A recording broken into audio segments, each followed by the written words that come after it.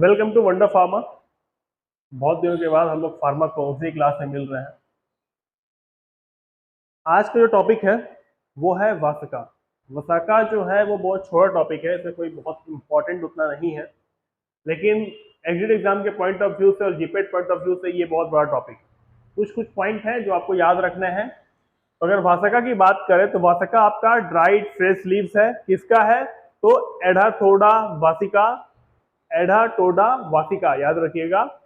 किस फैमिली से बिलोंग करता है? तो एकेंथेसियाई। फिर से ध्यान दीजिए, वास्का क्या है? तो फ्रेश लीव्स है। किसका? एडाटोडा वासिका का।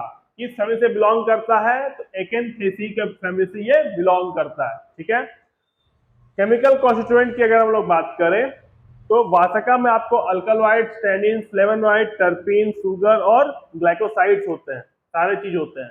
लेकिन इसका जो मेजर कॉन्स्टिट्यूएंट है जो आपको याद रखने हैं एग्जिट पॉइंट के लिए, एग्जिट एग्जाम के लिए भी और जीपेट के लिए, उसका है आपको वेसिसिन और वेसिसिनोन। ठीक है। वेसिसिन एंड वेसिसिनोन इसका मेजर या चीफ केमिकल कॉन्स्टिट्यूएंट है जो एक अल्कलॉइड है। ठीक है। इसके अलावा इसके लीव्स में विटामिन सी भी पाया जाता है। तो ये तीनों पार्ट वेसिसिन, वेसिसिनोन और विटामिन सी, ये तीनों चीज आपको लीव्स में ही पाए जाते हैं। ठीक है, ध्यान दीजिएगा इस बात को। इसके अलावा इसमें कैरोटीन और इसेंशियल ऑयल भी होते हैं। ठीक है।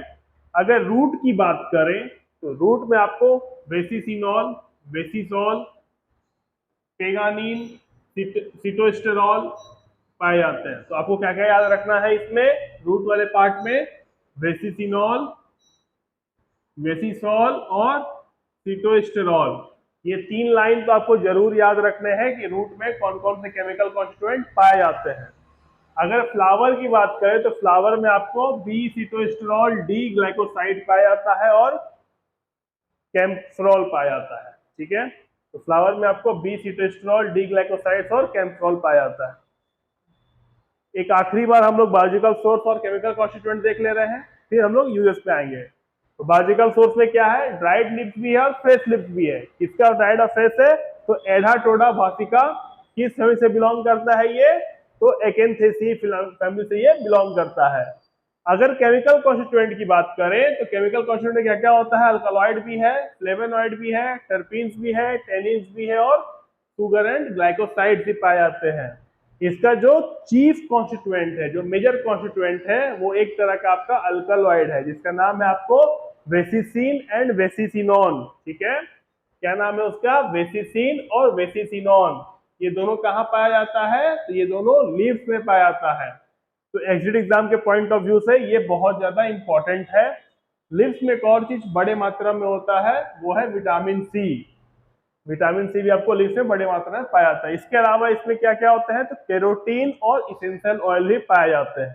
अगर रूट की बात करें तो रूट में आपको तीन चीजें याद रखनी है कि कौन कौन से चीज रूट में पाए जा रहे हैं। तो वेसिसिनॉल, वेसिसॉल और सिटोस्टेरॉल। ठीक है, वेसिसिनॉल, वेसिसॉल एंड सिटोस्टेरॉल। अगर फ्लावर की बात करें तो बी सिटोस्टेरॉल, डी ग्लाइकोसाइड और कैम्फेरॉल पाए जाते हैं। ठीक है। अब आ जाते हैं यूजेस पे। एकदम ध्यान से दीजिए, देखिएगा, बहुत आसान यूज है क्योंकि मैंने कहा ये छोटा टॉपिक है, जल्दी खत्म हो जाएगा और यूज भी आसान है।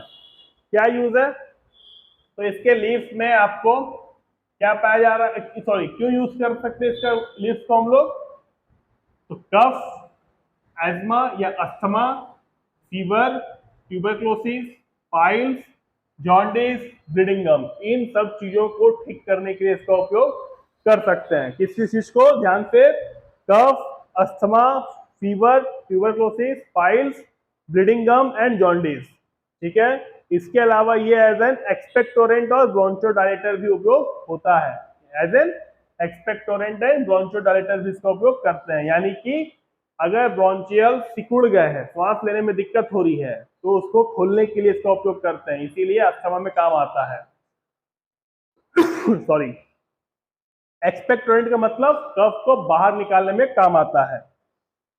इसके अलावा इसमें कोल्ड और रूमेटिज्म को ठीक करने की शक्ति होती है। कोल्ड का मतलब क्या है? नाक बहना, जुकाम हो जाना, सर्दी नहीं जुकाम हो जाना।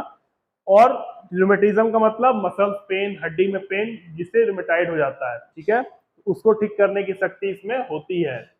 उसके अलावा इसका यूज आप एंटी माइक्रोबियल यानी कि एंटी माइक्रोऑर्गेनिज्म को मारने के लिए कर सकते हैं। हिपेटोप्रोटेक्टिव का मतलब होता है लीवर को प्रोटेक्ट करने वाला, हिपेटोप्रोटेक्टिव मतलब लीवर को प्रोटेक्ट करने वाला, तो वहां भी इसका उपयोग कर सकते हैं।